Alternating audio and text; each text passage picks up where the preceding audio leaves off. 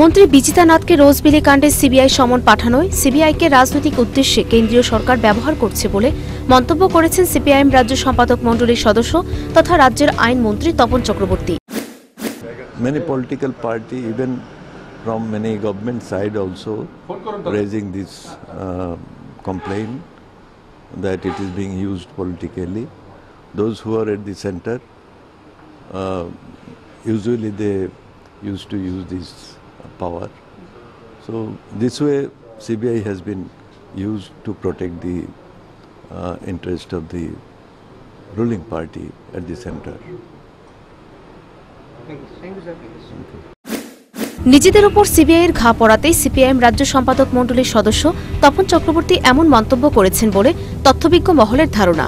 পশ্চিমবঙ্গে মন্ত্রী মদন মিত্র, সুদীপ বন্দ্যোপাধ্যায়দের যখন সিবিআই গ্রেপ্তার করেছে তখনও তৃণমূল নেত্রী মমতা ব্যানার্জি একথা বলেছিলেন। সে সময় অবশ্য সিপিআইএম বিরোধিতা করেছিলেন। এবার নিজেদের উপর কোপ পড়ায় একই কথা শোনা যাচ্ছে সিপিআইএমের মুখেও। Bureau report, news vanguard.